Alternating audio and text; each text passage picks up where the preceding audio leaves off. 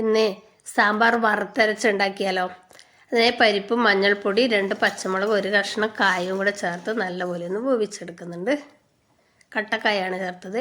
ഒരു നുള്ളി ഇഞ്ചിയും ചേർത്തു, 2 പച്ചമുളക്, 1 സവാള, പിന്നെ മുരിങ്ങക്കായ ചേർത്ത് കൊടുത്തു. അതിന് വേണ്ടുന്ന ഉപ്പും കൂടി എടുത്തു. മല്ലിപ്പൊടി മുളക് പൊടി ഒന്ന് ചൂടാക്കി അതിലേക്ക് ചേർത്ത് ഒന്ന് അടച്ചു വെച്ചാൽ കഷ്ണം ഒന്ന് വേകുന്നവരെ ഒന്ന് അടച്ചു വെച്ച് തിളപ്പിച്ചെടുക്കുക.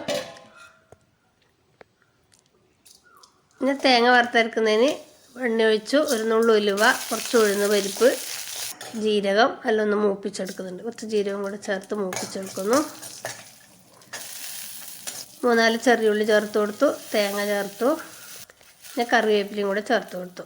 പച്ചമല്ലി ഉണ്ടെങ്കിൽ കുറച്ച് പച്ചമല്ലി, 1 ഉണക്കമുളകും കൂടെ ചേർത്ത് വറുത്താൽ നല്ലൊരു മണം ഉണ്ടാവുക, കുറച്ചും കൂടെ ടേസ്റ്റ് കൂടും. പിന്നെ മുരിങ്ങക്കായ വെന്ത് കഴിയുമ്പോൾ തക്കാളിയും വഴുതനങ്ങയും ചേർത്തു, കുറച്ചും കൂടി ഉപ്പിട്ട് കൊടുത്തു. തേങ്ങ ഇതുപോലെ ഒന്ന് വറുത്ത് ഒപ്പിച്ചെടുത്തു. അത് തണുത്തതിന് ശേഷം ഒന്ന് അരച്ചെടുക്കുക. അതിനിടയിൽ ഞാൻ വെണ്ടക്ക ചേർത്ത് കൊടുത്തിട്ടുണ്ടായിരുന്നു, അത് കാണിക്കാൻ വിട്ടുപോയി. പിന്നെ പുളിവെള്ളം കൂടെ ചേർത്ത് കൊടുത്തു,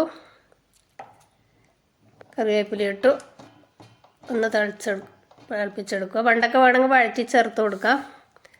പിന്നെ അരച്ച അരപ്പും കൂടെ ചേർത്തു, ചാറിന് ആവശ്യമായ വെള്ളം കൂടി ചേർത്ത് കൊടുക്കുന്നുണ്ട്. സാമ്പാർ കുറച്ച് അയവിൽ വാങ്ങുന്നതാണ് നല്ലത്. എന്നുവെച്ചാൽ തണുക്കുമ്പോൾ കുറച്ചും കൂടി സാമ്പാർ ഒന്ന് കുറുകും. പിന്നെ കായപ്പൊടിയും കൂടെ ചേർത്ത് കൊടുത്തു.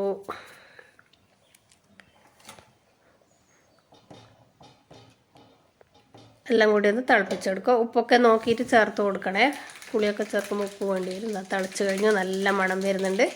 കടുക്, ഉലുവ, ഉണക്കമുളക്, കറിവേപ്പില ഒക്കെ വറുത്തിട്ടു. മല്ലിയില വേണമെങ്കിൽ ചേർത്ത് കൊടുക്കുക. ഇവിടെ എല്ലാവർക്കും അതിൻ്റെ ഫ്ലേവർ ഇഷ്ടമല്ലാത്തതുകൊണ്ട് ചേർത്തിട്ടില്ല. നല്ല അടിപൊളി സാമ്പാർ, വറുത്തരച്ച സാമ്പാർ റെഡി ആയിട്ടുണ്ട്. ഉണ്ടാക്കി നോക്കിയിട്ട് ഫീഡ്ബാക്ക് അറിയിക്കണേ. ഇഷ്ടപ്പെട്ടാൽ ലൈക്ക് ചെയ്യാനും കമൻറ്റ് ചെയ്യാനും ഫോളോ ചെയ്യാനും ഒന്നും മറക്കല്ലേ.